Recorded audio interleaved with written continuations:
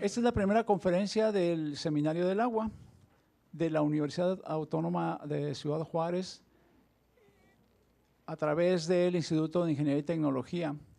Este seminario es un evento semestral que tiene más de 10 años de tradición dentro de la universidad.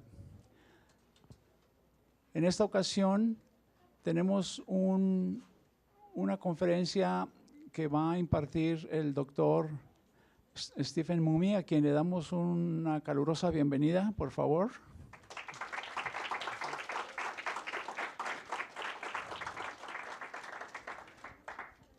Y estamos muy complacidos por este hecho porque no es frecuente, no es fácil que una universidad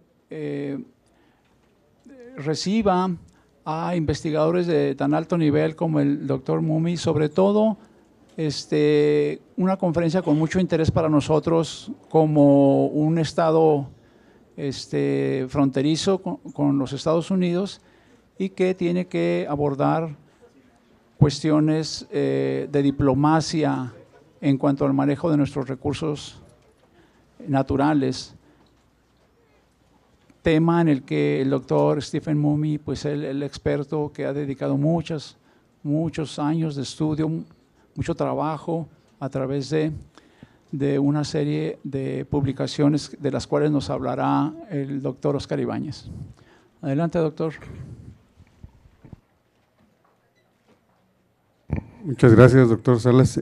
Miren, muy brevemente les diré, el doctor Mumey nos visita de la Universidad Estatal de Colorado. Él viene por una beca que le otorgó la Academia Mexicana de la Ciencia y el Fondo México-Estados Unidos para el Avance de la Ciencia. Esta es una beca que se hace un concurso a nivel nacional y solo se otorgan 10 becas en todo el país. Y una de ellas la ganó el doctor Mumey y por eso está aquí como un profesor distinguido. Miren, el currículum del doctor Mumey es, hay dos maneras de observarlo. Uno, si lo imprimimos, lo tenemos que medir por kilos, yo creo. Entonces, pues no voy a ni siquiera intentar leer todas las publicaciones, todas las conferencias, todos los reconocimientos que tiene el doctor Mumey, porque es demasiado. Voy a tratar de decirles algunas cosas que son significativas para valorar su presencia aquí y para entender un poquito las cosas que él nos va a dar, en qué se sustentan. Él tiene aproximadamente desde finales de los 70s haciendo investigación sobre la frontera México-Estados Unidos. Es uno de los académicos más respetados en Estados Unidos en el tema de la frontera, particularmente en las relaciones de cooperación México-Estados Unidos en el tema del agua. Él trata en general los temas ambientales. ¿Qué les voy a decir? Para un académico lo que voy a decir ahorita tiene mucho sentido, a lo mejor para ustedes no, pero él produce entre 3 y 4 artículos científicos en revistas de prestigio en todo el mundo por año. Lo cual es una productividad escandalosa. Miren, yo les pudiera decir, insisto, muchas cosas, pero voy a resumir. Quizá de las personas que más saben en el mundo de aguas transfronterizas es el doctor Mumey y en particular de la relación México-Estados Unidos. Entonces, el tema que nos va a compartir ahora está respaldado por más de 30 años de publicaciones y de investigaciones sistemáticas. Él es de los pocos académicos que si algo escribió 30 años antes, luego después vuelve a escribir sobre el mismo tema 8 o 10 años después, pero ya haciendo las modificaciones y las adecuaciones que tuvo ese asunto que él ha venido investigando. Entonces es un académico fuera de serie y yo quiero que pues agradecerle públicamente que nos esté acompañando para inaugurar este seminario. Y aprovecho para invitarlos, mañana hay otro foro que va a ser en el Centro Cultural Universitario, también tenemos otros académicos de mucho prestigio y también los invito para que nos acompañen. El doctor Steve Mommy con ustedes y pues que a ver qué nos tiene para decir hoy.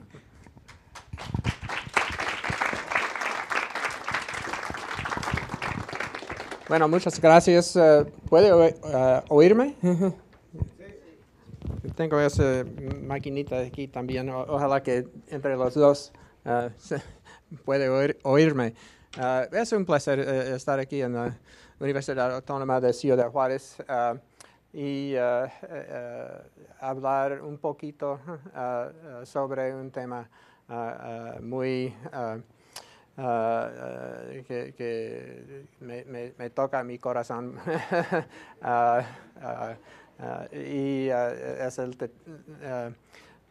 tema de nuestras relaciones binacionales en materia de agua en la frontera, en los ríos fronterizos y pensé que será útil para estudiantes en particular conocer un poco más de nuestros tratados, de nuestros acuerdos y cómo ha avanzado cooperación binacional dentro de esa esquemática binacional que tenemos. Y he intitulado mi ponencia Manejo Binacional de Aguas entre México y los Estados Unidos, Avances y Desafíos o Problemas o Retos que tenemos. Bueno, una de las cosas que me interesa hasta ahora es en cómo estamos utilizando nuestro tratado básico en el área de agua. Es el tratado de 1944. Y eso es un tratado muy fascinante, muy interesante, muy importante. Es un acuerdo particular, es un acuerdo que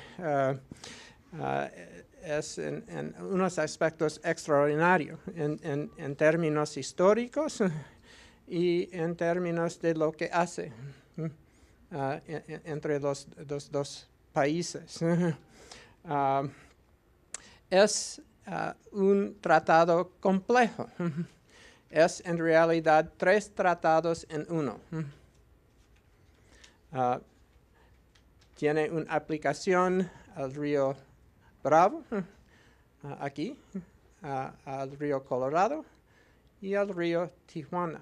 Ahora tiene aplicación a más que 12 otros ríos en la frontera. Y uno puede hacer un argumento que aplica a todos. Pero eso es algo que podemos discutir después. Es un tratado antiguo, anciano.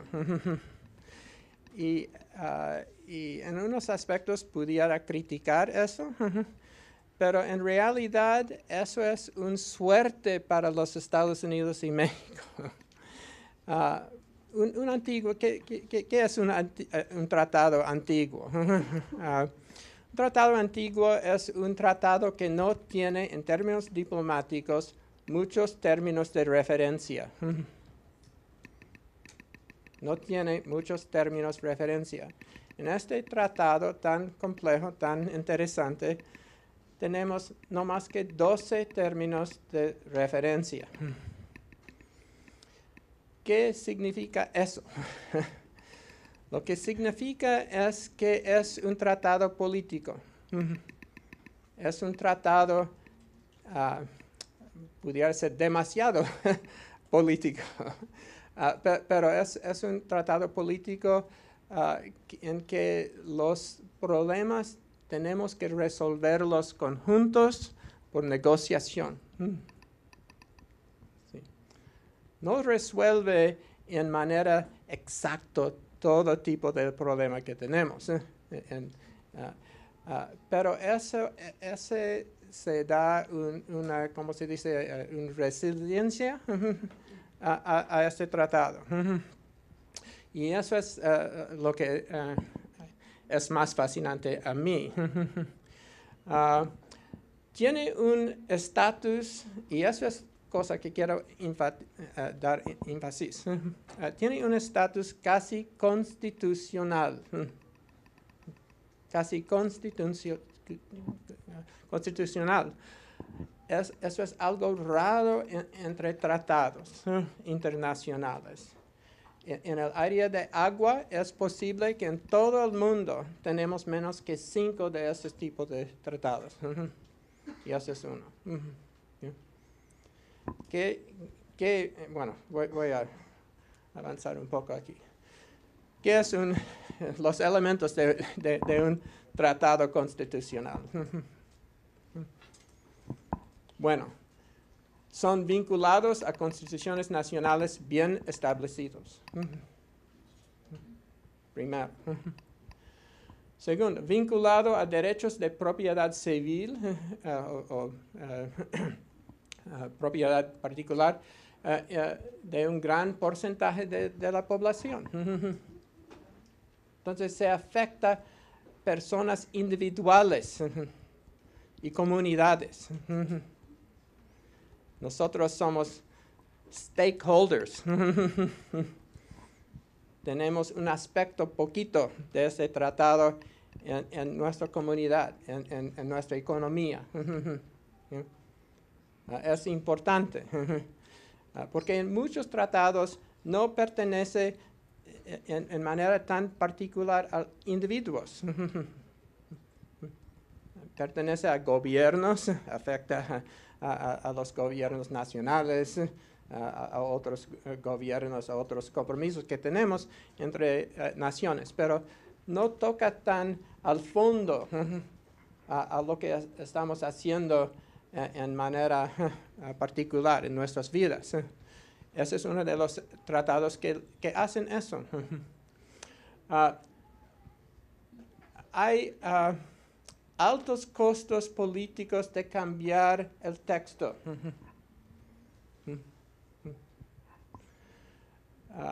La complejidad de los contenidos, los tópicos y su importancia aumenta el costo político en hacer cambios. Hay muchos tratados en el mundo que naciones pueden cambiar, bueno, no fácilmente, pero no requiere tan dificultad, tan costo político. Pero ese es uno de esos tratados. Cambios en implementación, avances solamente desde interpretación y acuerdos políticos subsidiarios negociados entre los dos países. Es otro aspecto. 5. Tratado sobrevive múltiples administraciones presidenciales o de liderazgo en ambos países. No puede ser un tratado constitucional si no tiene ese aspecto. Y ese elimina casi 70% de todos los tratados que tenemos en el área de agua en el mundo hoy día, porque son recientes. Son en los últimos 10, 20, 25 años. El Mekong, río Mekong, es algo así, ¿no? También algunos ríos europeos, los tratados son recientes en su adopción y no son, por ese caso, yo creo, un tratado constitucional. Gobiernos subnacionales tienen compromisos en apoyo a este tratado. Son importantes stakeholders en cómo avance el tratado. Y eso es algo que nos vemos en el tratado de 1944. El tratado es conocido con orgullo y concepciones populares de soberanía. Y eso es importante, porque tiene que ser un tratado que es aceptado, que la mayoría de la población piensa que es útil, que avance los intereses nacionales. Y eso es bien importante. Y la última elemento, yo creo, es que dura ese tratado más que 50 años. Y eso también va a eliminar muchísimos tratados en el mundo ahora. Y el tratado de 1944 tiene todos esos aspectos. Todos esos aspectos. Es uno de los alcances más importantes, y quiero dar énfasis a eso, más importante entre México y los Estados Unidos, para los dos países. Es más importante. En forma directa o un poco indirecta, afecta más que 70 millones de personas al lado fronterizo, los estados fronterizos. Y esos son efectos más o menos directos. Pero tiene un interesante historia este tratado que muchos no conocen. Y quiero hablar un poquito de eso, porque como cualquier tratado, cuando era hecho, habían intereses en los dos países que pensaban que, bueno, no va a durar tanto por muchos años ese tratado, porque tenemos tantas dificultades, no es claro cómo va a aceptar ese tratado y todo eso.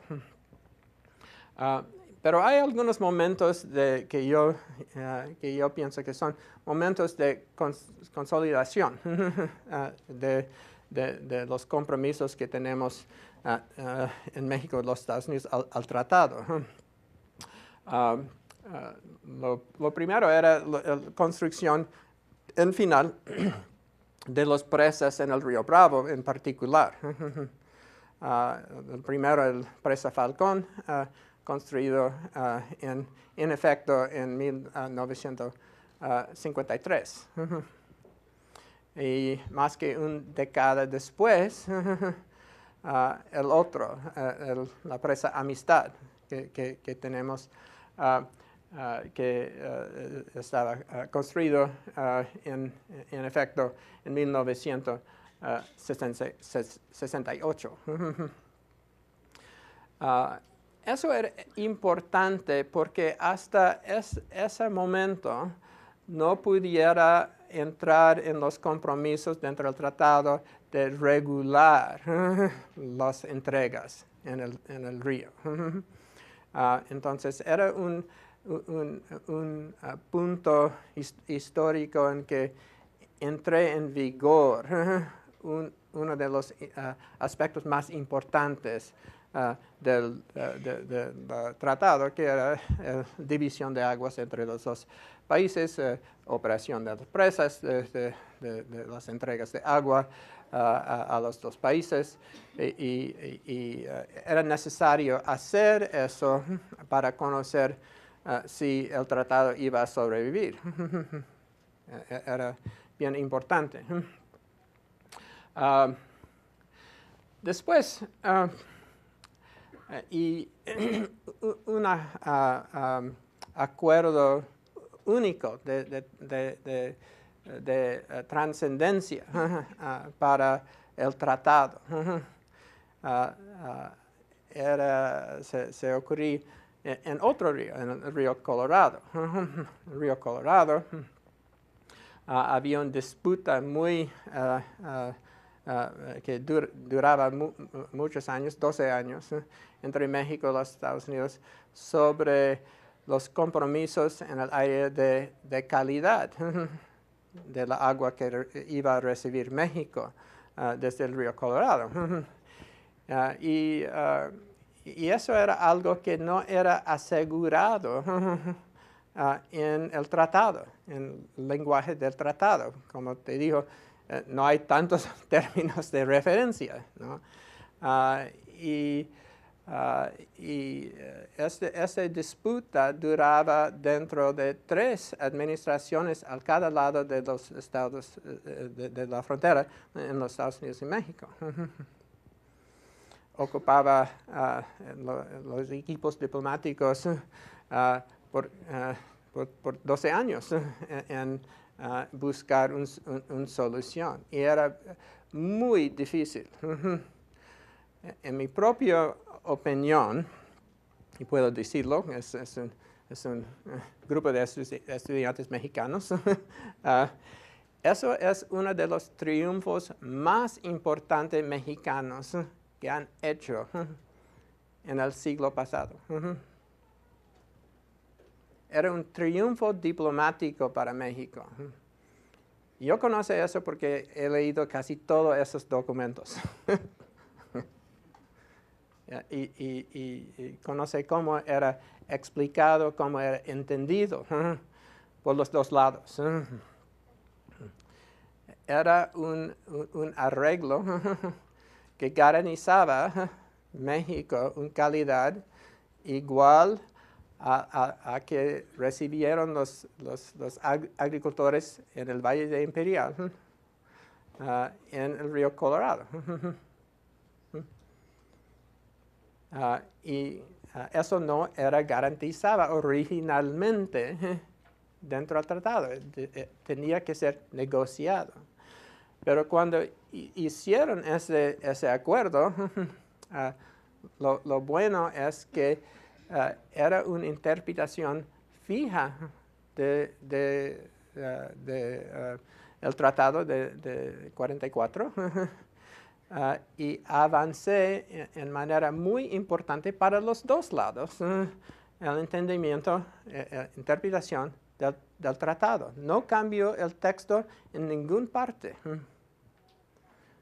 Solamente interpretaba el tratado.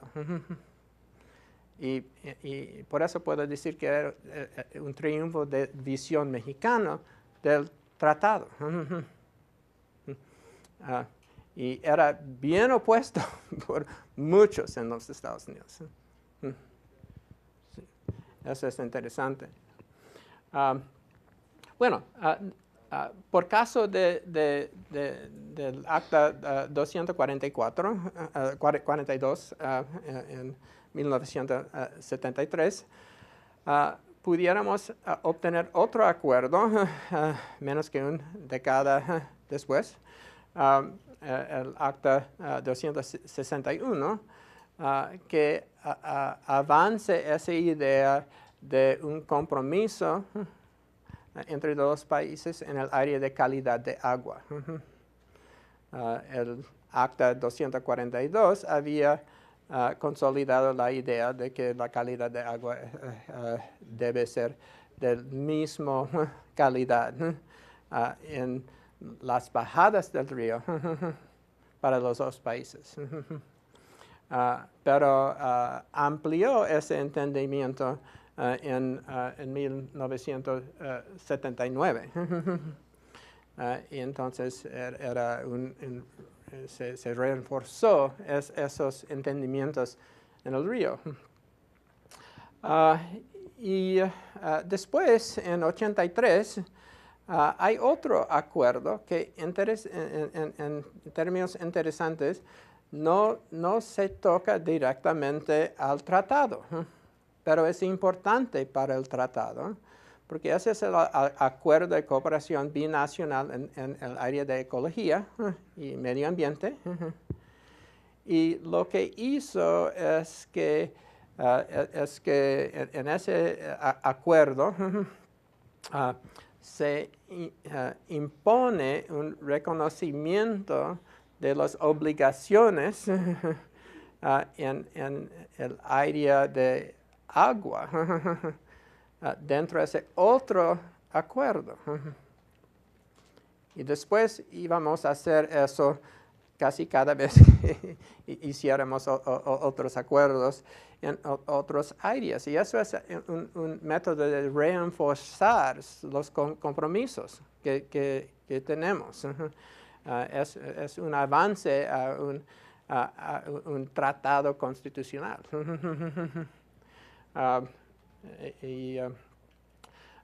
Por eso yo pienso que debemos incluirlo en una discusión de consolidación del tratado. Y después hay otro que es algo semejante, que es interesante, que es un acuerdo que muchos no conocen. Pero un acuerdo particular perteneciente a la idea en cómo vamos a financiar infraestructura en la frontera perteneciente a agua, en el área de agua. Y lo interesante en este área es que amplió las rutas, los corredores de financiamiento y requería más colaboración entre agencias, entre la SILA, y entre la Semarnat, entre los contrapartes al lado de los Estados Unidos. Y eso es importante también, porque los más actores importantes que tienen una obligación dentro de un tratado, lo más fuerte es el tratado, lo más importante es el tratado. Y hemos andado esa ruta en la consolidación del tratado de 1944. Pero, como un tratado anciano, un tratado antiguo, un tratado político, seguramente vamos a tener algunos problemas, algunas diferencias entre los países, algunos conflictos, algunos aspectos del tratado que no son tan arreglados ahora. Y hay varios aspectos aquí y hay otros que no he mencionado aquí, pero algunos de los más importantes es el pluralismo del tratado, la complejidad del tratado, el caso de que es 3 tratados en uno. Porque siempre ese aspecto del tratado no es en manos de algunos mal entendido. Por ejemplo, los tejanos piensan que lo que ocurre en el río Colorado, dentro del tratado, debe afectar lo que ocurre en el río Bravo. Bueno, okay. No.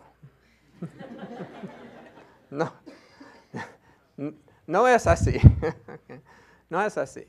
Y cuando conoce el tratado bien, como muchos de los cuerpos diplomáticos, conoce que, bueno, no vamos a resolver problemas en esa manera, en vinculando la problemática de un río, la problemática a otro. Y eso es una de las curiosidades de ese tratado. No es que el cuerpo institucional, que, bueno, la SILA, la Comisión Internacional de Límites y Aguas, aquí en Ciudad Juárez, no tiene responsabilidades que extienden de un lado de la frontera a otro, sí lo tienen. Pero el problema es que esas responsabilidades son en muchos aspectos particulares a los ríos. Hay algunos aspectos, bueno, el manejo de la comisión en sí mismo que puede tener un efecto. Hay algunas reglas, hay un artículo 3, que habla de las prioridades que debemos acordar los usos de agua. Esos se aplican a todos los ríos. Pero en mayor parte esos son ríos separados. Y esa es la cosa que es más importante a conocer. Hay un término de arte entre el tratado que ha causado muchas diferencias de interpretación desde cuándo. Y ese es el término sequía extraordinaria. No tiene definición. Si había un término que, bueno, en mentalidad diplomática pensamos hoy día que debía de sido interpretado más exacto, era esta pequeña frase o concepto de sequía extraordinaria. Pero nunca hemos tenido un acuerdo en cómo debemos interpretar esa idea. Y es importante porque tiene aplicación en el río Bravo, tiene aplicación particular en el río Colorado y por extensión tiene aplicación en otros ríos, seguramente el río Tijuana. El problema es que la manera de definir las entregas y las obligaciones es diferente en los dos ríos grandes, en Río Bravo y Río Colorado. Y por caso de eso,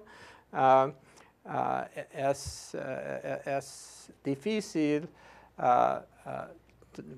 tener una interpretación que aplica a un río y transferirla a otro río. Los problemas en un aspecto son semejantes, una escasez de agua, la necesidad de planeación, la necesidad de conservación de agua, cambios en usos de agua a varios niveles de la región, de la cuenca, de las regiones, de las ciudades, de las áreas agrícolas. Pero esos son problemas que nos reconocimos en los dos ríos, pero no podemos tener una interpretación que aplica a toda la frontera. Entonces, es un término muy político, muy político. Ahora, en realidad, las aplicaciones favorecen un poquito, favorece la nación que tiene las aguas en altura, que son fuentes de aguas. Entonces, en el río Colorado, ese va a ser los Estados Unidos, en el río Bravo, ese es México. Entonces, pero digo un poquito porque en realidad es algo que tiene que negociar cada vez que tenemos un problema. En cómo vamos a coordinar nuestros esfuerzos para enfrentar ese problema de sequía. Ese es un problema. Aguas subterráneas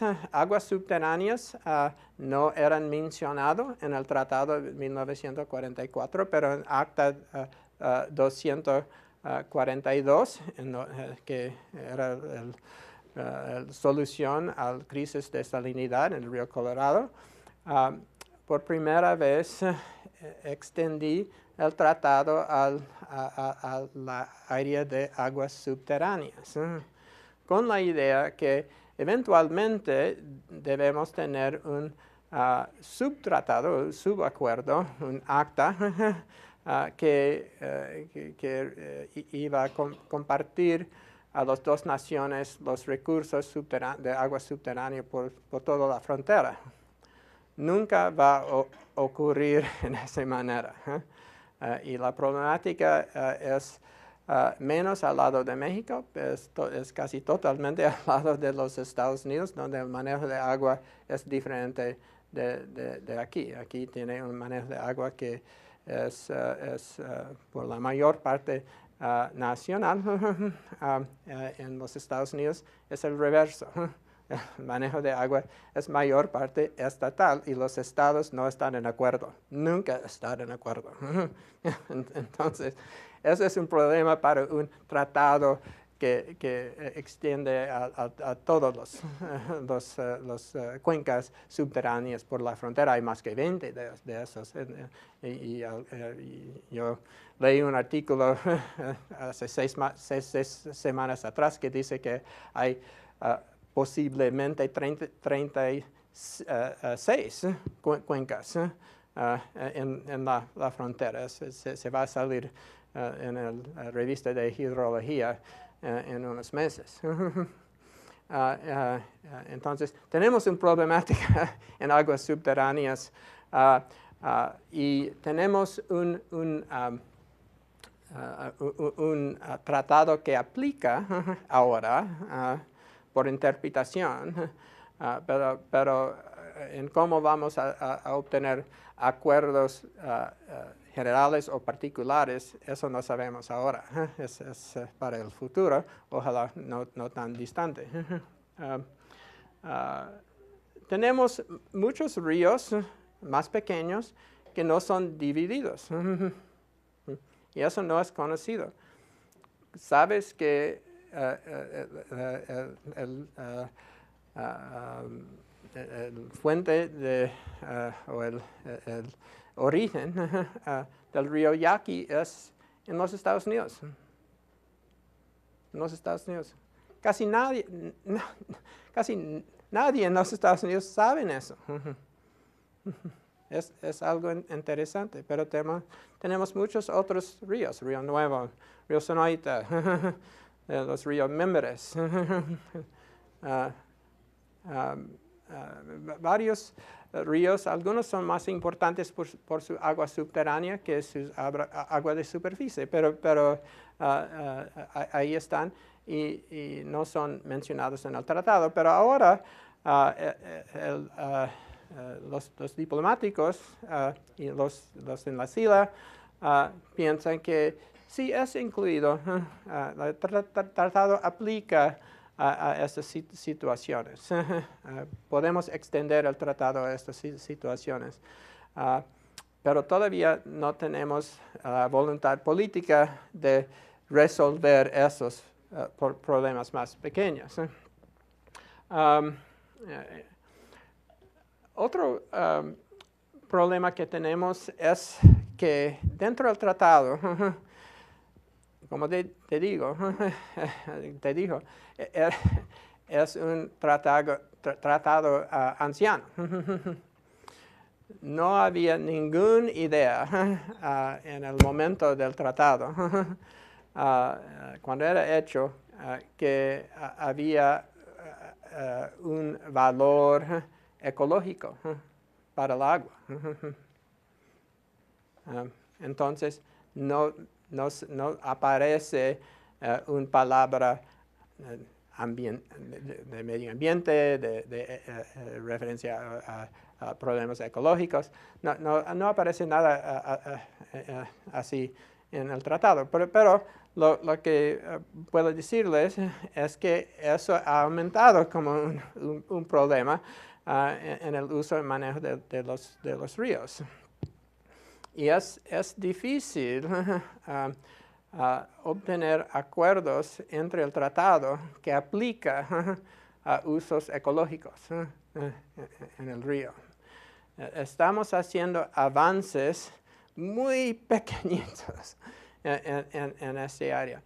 El problema que tenemos, que es más difícil, no es, en mi propia opinión, un problema de interpretación, es la realidad política que hemos dedicado agua en forma de derechos a agua más allá del volumen de agua que tenemos. Entonces, tenemos una abundancia de derechos, de reclamos a agua en nuestros ríos internacionales y menos agua. Entonces, si está hablando de aumentar los tipos de reclamos a agua, de adicionar un valor para el agua de los ríos en el área de ecología, ese está compitiendo con todas esas otras demandas. Y ese es un problema grande. Voy a tocar en eso en el río Colorado en un momento. Y hay otro problema que es mencionado muchas veces en discursos entre diplomáticos y académicos y de los ONGAS por toda la frontera, y eso es que en el tiempo inmediatamente después de la Segunda Guerra Mundial, los gobiernos no estaban haciendo tratados que incluía cada quien, que tenía una idea de la necesidad de participación pública en muchos aspectos de interpretación y aplicación de los tratados. Y eso sí yo creo ha surgido más recientemente como no sé si es un problema en particular, pero es una demanda entre los pueblos a los dos lados que tiene más influencia en que lo que la SILA está haciendo, de lo que los diplomáticos están haciendo cuando tratan de resolver diferencias entre los dos países. Y todavía no tenemos una solución. El tratado no toca en ese aspecto de nuestras relaciones diplomáticas. Bueno, no sé si...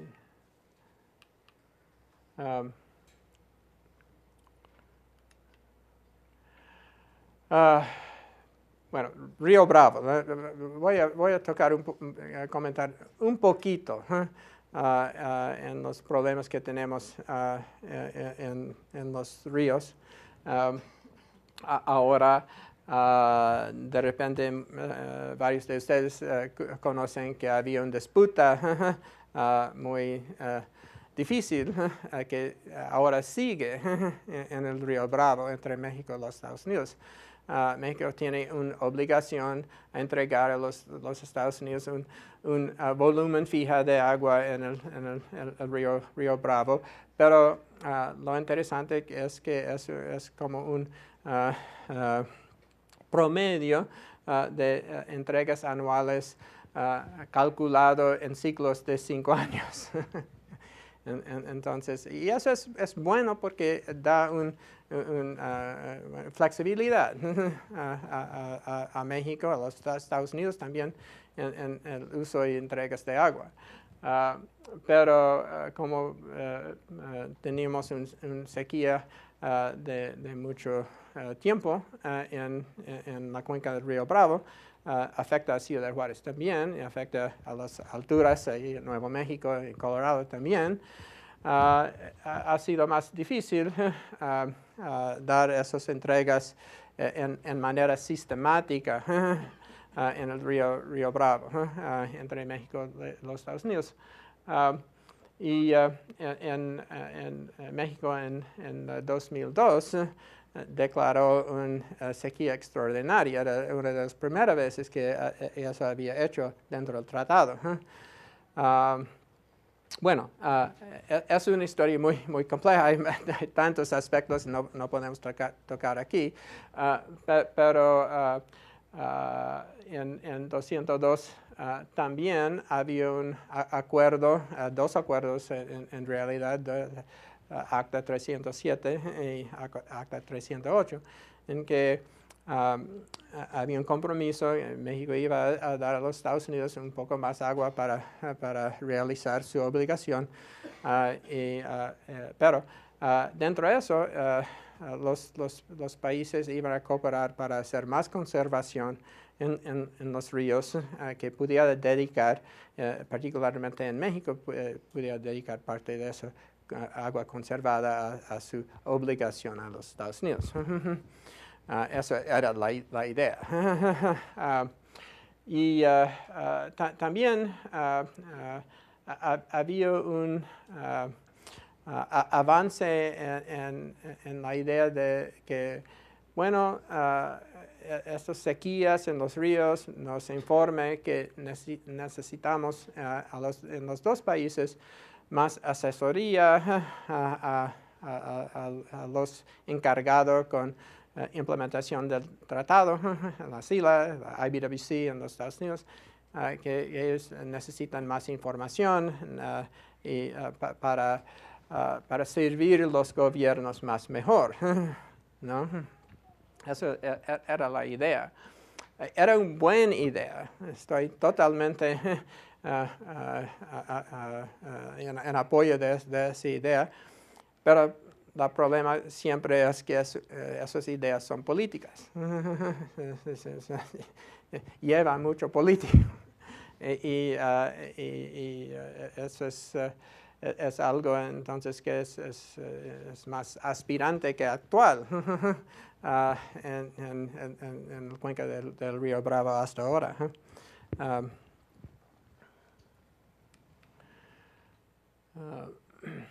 Entonces,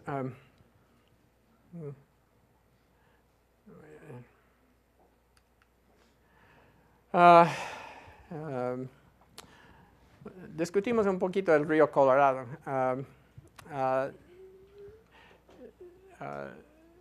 Entonces, bueno, en el río Bravo, quiero terminar en decir que nuestras soluciones han sido temporarias.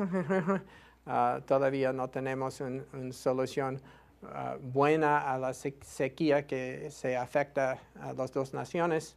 Vamos a tener problemas particulares. El chiste en el río es que tenemos que orar para un huracán. Y eso es un aspecto del tratado, porque el tratado dice que cuando está lleno esas presas, todas las deudas se acaban, se quitan. Entonces, los huracanes pueden llenar las presas y así tenemos tranquilidad en los ríos. Pero seguramente necesitamos un entendimiento un poco más mejor que la variación de huracanes. Pero por eso estamos hablando todavía en cómo vamos a solucionar el problema de sequía en el río Bravo. El río Colorado es complejo. Hay varias diferencias en el río Colorado. Lo bueno para México, quiero comentar eso, en el río Colorado, es que México tiene prioridad número 1 en el río Colorado. Es algo que muchos estados al lado de los Estados Unidos no les gusta. Pero así es. Y eso era el alcance del tratado de 1944. México tiene prioridad número 1 en el río. Si Arizona no recibe agua, México recibe agua. Y eso es algo que enoja tanto a muchos usuarios, más al norte en el río, en la cuenca del río. y es importante ahora porque los volúmenes de agua, por caso de sequía, los volúmenes de agua anticipados en el río Colorado han disminuido desde casi un 25% de sus escurrimientos. Ojalá que no va a continuar así, pero en una época de cambio climático no sabemos. Entonces, México es protegido entre el tratado y eso es algo que yo creo que es equitativa. Era algo de la visión de los diplomáticos mexicanos y americanos al medio del siglo XX. Pero tenemos problemas en la frontera a causa de esa sequía y íbamos a tener problemas sequía ni sequía en el río Colorado. Los problemas han aumentado en las últimas décadas, en las últimas 2 décadas, y en particular al parte bajo del río. Porque México usa el total de las entregas americanas de los Estados Unidos a México. Y al norte de la frontera hemos visto una política entre los estados y el gobierno federal de reducir entregas a varios estados, particularmente a California. Y California ya obtiene menos agua, está enfrentando esa sequía, está buscando otras fuentes de agua en el bajo río Colorado, en el área del Colorado. Entonces hay mucha presión en el área de uso de agua en las bajadas del río Colorado y eso afecta a México también. Un aspecto de ese efecto es que la ecología en la delta del río Colorado es en riesgo. Es un área bien importante. Es un corredor de aves, otro tipo de animales que son protegidos. Y es un área que es un vínculo en la cadena de áreas de agua que es necesario para ese corredor entre Centroamérica y al norte hasta Canadá para aves. Si acaba con eso, quién sabe va a ocurrir. Es algo muy interesante en términos ecológicos. Entonces, en el pasado había escurrimientos ocasional que se apoyaba esa ecología en la delta, pero ahora no. Los actos de conservación en los Estados Unidos han acabado a todo tipo de agua ocasional que iba a derramar hasta el Golfo. Entonces, estamos usando agua en manera muy eficiente en el río Colorado. No hay más agua en el río Colorado. Y la ecología es dañada. Pero eso ha hecho una política muy interesante que ocurrió al fines del siglo XX, en 1998-99. Habían ecologistas, académicos que reunieron para enfrentar ese problema. Y hemos avanzado poco a poco a serie de acuerdos que nos da un poco de confianza que vamos a obtener el mínimo de agua para usos ecológicos en la frontera. Pero es difícil porque, como te dijo, no tenemos lenguaje en el tratado para hacer eso. Y las demandas son tan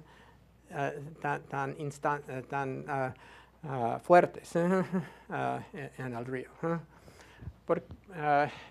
Pero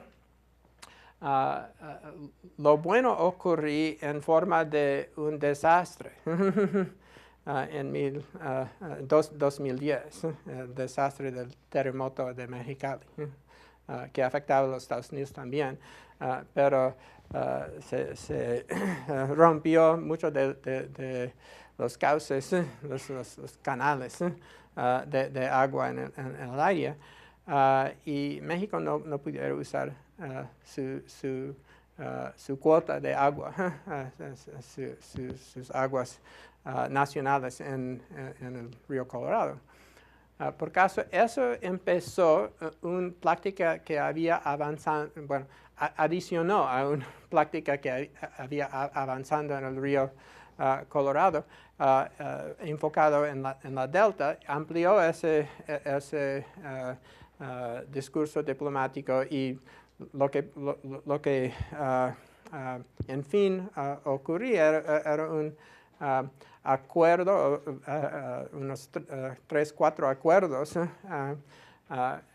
en que México obtenía apoyo por los Estados Unidos al manejar su agua en las presas al norte.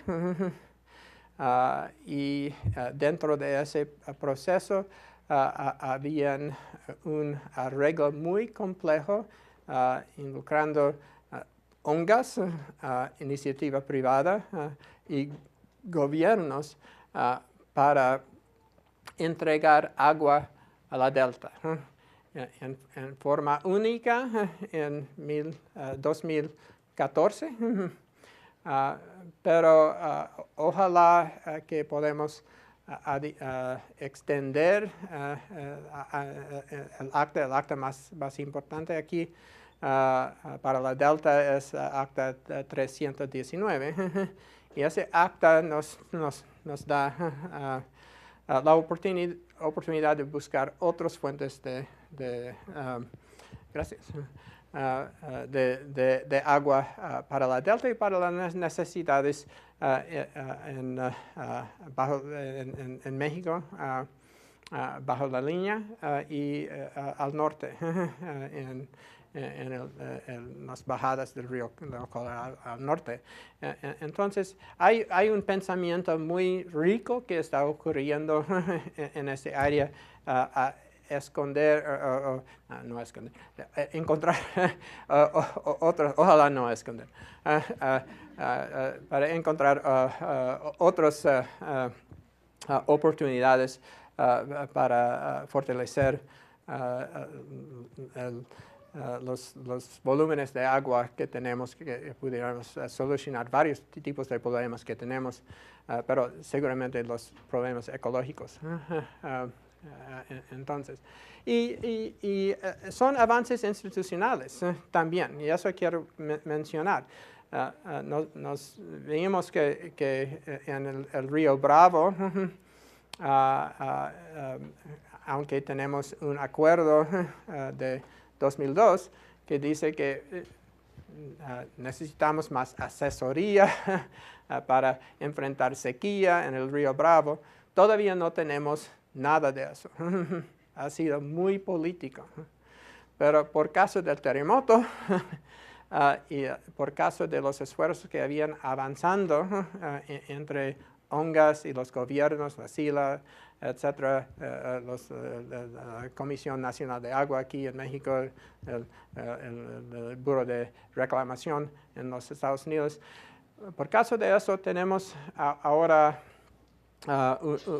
un equipo de asesoría a la SILA en el río Colorado. Y eso era algo que muchas personas muchos de los diplomáticos pensaron que nunca iba a ocurrir. Entonces, bueno,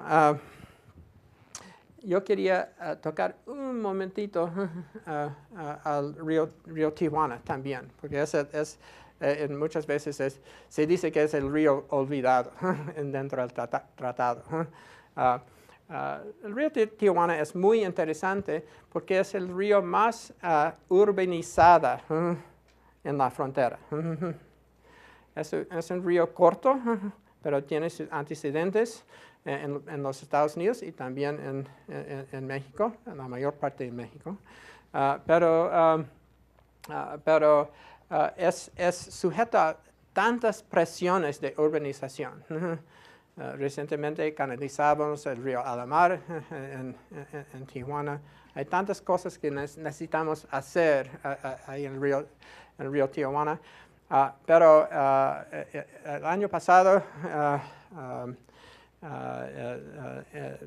realizamos un acta 320, que es uno de los avances muy importantes, yo creo, dentro del tratado, porque por primera vez contempla que el manejo y el mantenimiento de las aguas del cuenca va a ser un esfuerzo más amplio, no tanto de los gobiernos federales, pero de los gobiernos municipales, de los grupos más abajo en el sistema, que tienen intereses de varios tipos en el manejo del río, pero particularmente en la ecología del río. En un área urbana, un río es aún más importante por sus valores ecológicos, como un área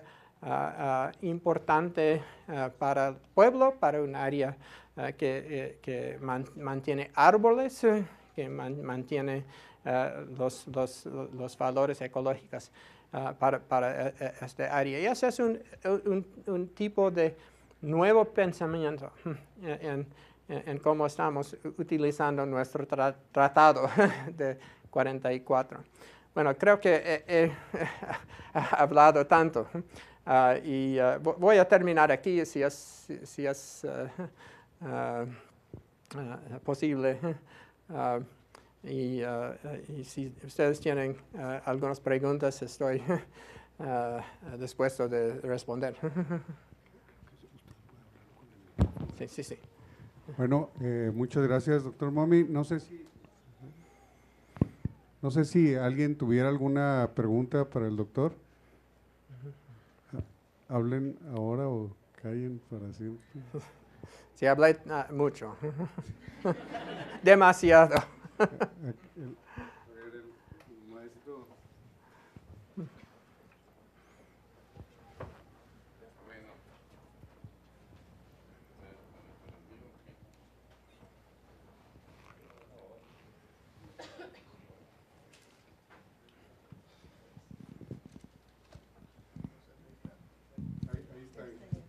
Bueno.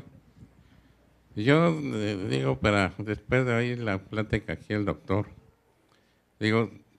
pregunto si este tratado se refiere a lo que es la entrega de lo que el agua se le entrega de Estados Unidos a México, allá en la parte del Colorado, porque aquí, pues Chihuahua, en años anteriores, hubo la controversia esa de que se le está dando agua de Chihuahua para compensar lo que se da allá en Colorado. Uh-huh. Este tratado trata de eso porque pues el tratado de la repartición de agua creo que fue en el 1906, uh-huh, donde decían que nos entregarían hasta 74 millones de metros cúbicos, uh-huh, cosa que no ha sucedido. Y realmente empezó a darse, pues la cuota yo creo que se empezó a contabilizar aproximadamente desde 1938 uh-huh, hasta la fecha, y no se ha entregado, en promedio no ha sido la entrega de esas de 74 millones. Uh-huh. Claro que porque según el tratado está sujeto a las precipitaciones o a la acumulación de agua que se tenga o a algún accidente que suceda. Sí. Mi pregunta es que si este tratado del 44 se refiere a ese convenio para entregar aguas que se entregan en Colorado y que habrá que reponerlas con agua del río Conchos. Sí. Porque el río Conchos, según el tratado, dice que de la precipitación o la acumulación de aguas superficiales del Conchos se le debe entregar aproximadamente 1/3 a los Estados Unidos. Sí. No sé si este tratado trata de eso. Sí, sí, es una cantidad fija, pero las entregas, como tú sabes, se dan dentro de un ciclo de 5 años. Sí, y, la realidad es que no están conectados. Muchas personas piensan que sí, y tiene una racionalidad. Se ve que, bueno, es un tratado, se toca varios ríos, y lo que está ocurriendo en un río debe ser relacionado a lo que está ocurriendo en otro río. Pero no es así en términos políticos. No es así. Los tejanos en el año pasado, la delegación congresional, introducí una ley en el Congreso Nacional que iba a obligar a México a entregar más agua a los Estados Unidos en cumplimiento de la obligación del tratado. Es totalmente para el consumo político de tejanos. No tiene ninguna aplicación ni ningún interés en California. Los californianos no van a tocarlo ni siquiera. y porque ellos se enfoquen en el río Colorado, es la única cosa que vale para ellos dentro del tratado. No tiene concierne ninguna para Texas, ni para Arizona, aunque Arizona sí, un poquito, porque está vinculado al río Colorado. Pero también un poquito de Nuevo México por misma razón. Pero es algo interesante en el tratado. Y también tiene aplicaciones, yo creo, en México, porque la situación política en la cuenca del río Bravo, en Chihuahua, Coahuila, en Nuevo León, Tamaulipas, es importante, pero es diferente de la situación en Baja California y Sonora. Entonces, pero otra cosa que es algo estructural es que en México se puede ver los usos de agua de un punto de vista más integral dentro de la CNA, dentro de la Visión Nacional para los Usos de Aguas. Es un manejo de aguas en unos aspectos más racional que tenemos en los Estados Unidos. En los Estados Unidos tenemos que bajarnos al nivel de los estados, porque el gobierno federal no tiene mucho influencia en el sistema. Por caso de eso, los californianos pueden distanciarse de los tejanos.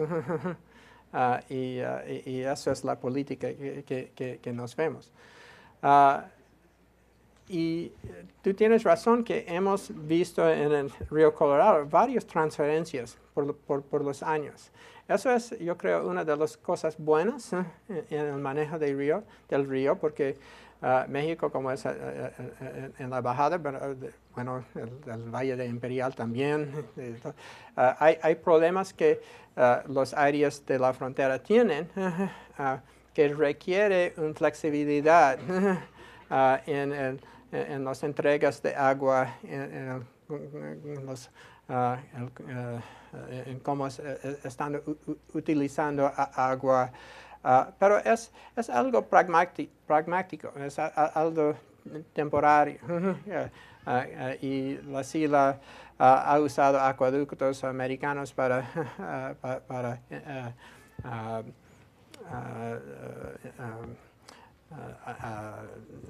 transferir agua a Tijuana, por ejemplo, por San Diego. Y hay la posibilidad del reverso, es por el acueducto entre Mexicali y Tijuana. Yo soy muy afán de la idea de que hay una flexibilidad en este área de la frontera. Lo malo es que esas ideas de flexibilidad ahí no transfiere, no se extiende al otro lado de la frontera, ¿no?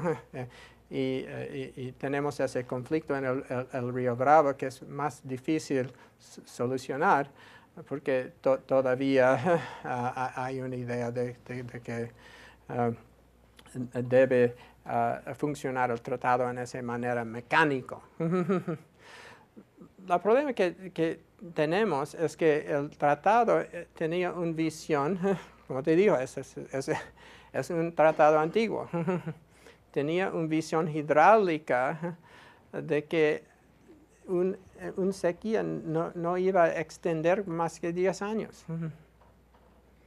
Se puede inferir eso del lenguaje en artículo 4 en el tratado, que tiene una referencia a no más que uno y otro enseguida ciclo de 5 años.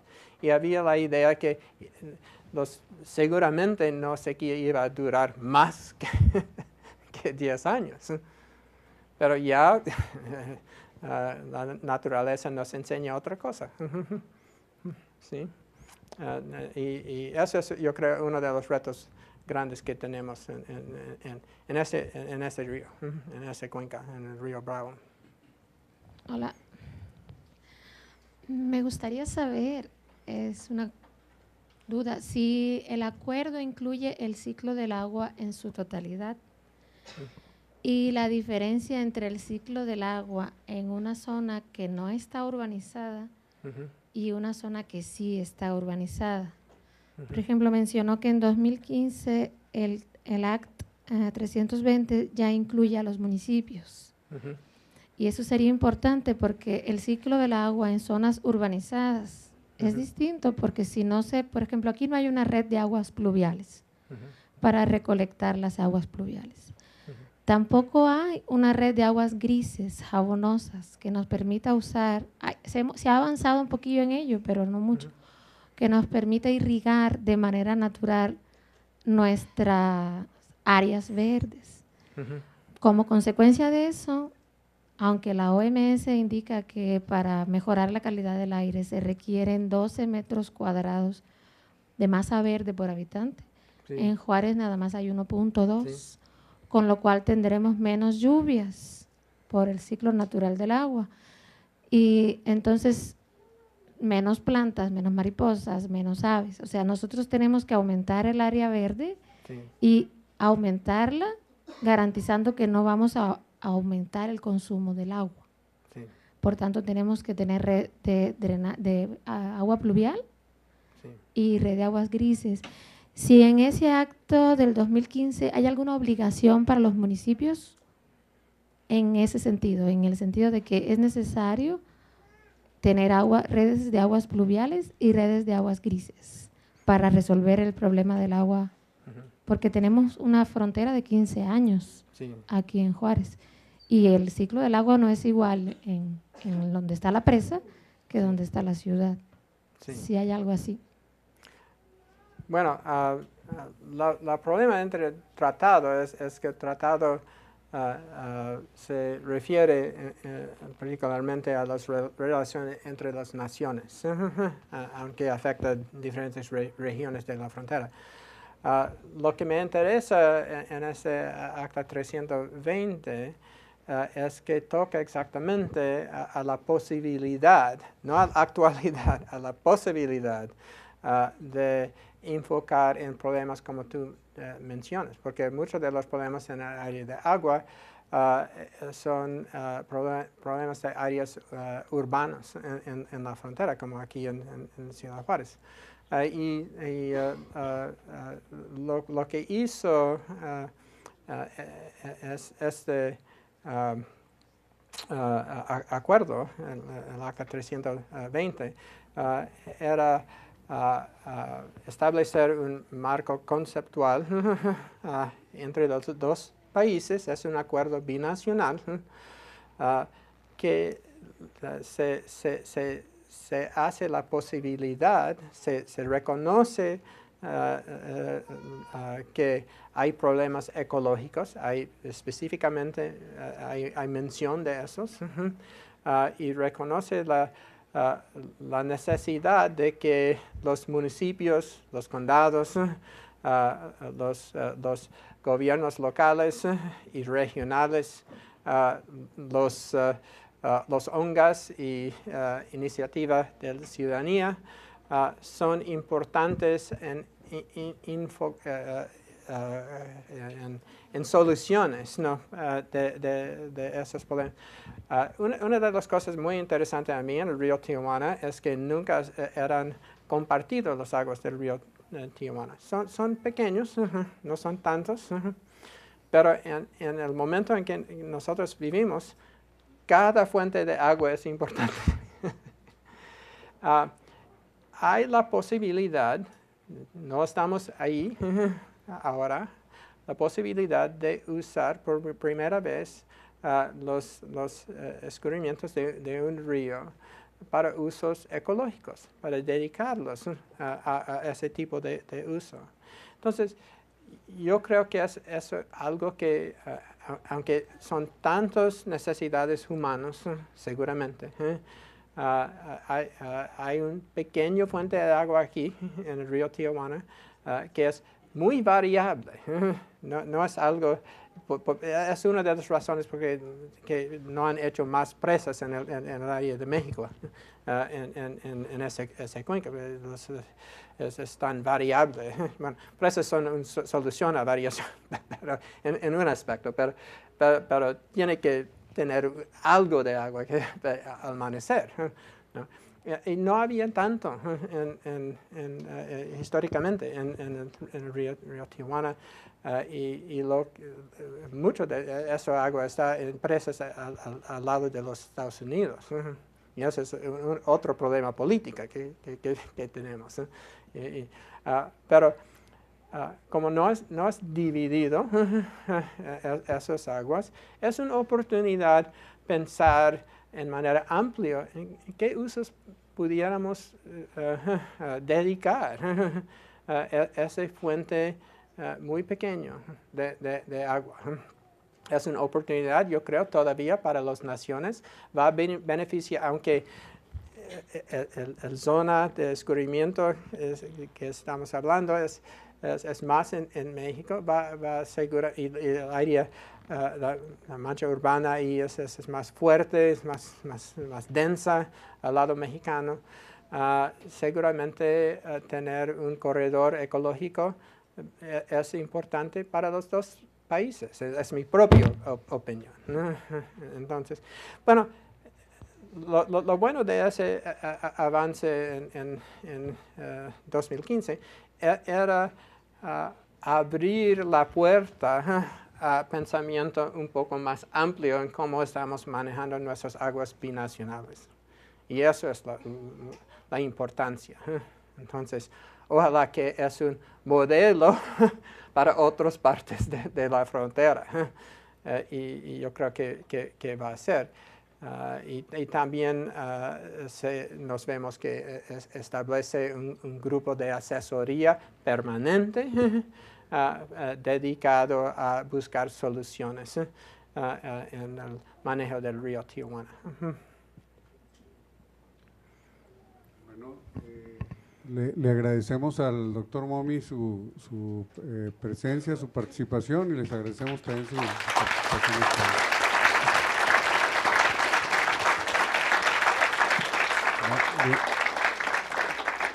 Bien, el doctor Salas Plata va a hacer El doctor Salas Plata se lo va a entregar al doctor Ibáñez. El Instituto de Ingeniería y Tecnología, a través del Departamento de Ingeniería Civil y Ambiental y el Cuerpo Académico de Estudios del Agua, otorga el presente reconocimiento al doctor Steve Mommy por su valiosa participación con la conferencia Manejo Binacional de Aguas entre México y Estados Unidos en el marco de las actividades del Seminario del Agua, semestre enero-junio 2016, y firman el director del instituto, el jefe del departamento.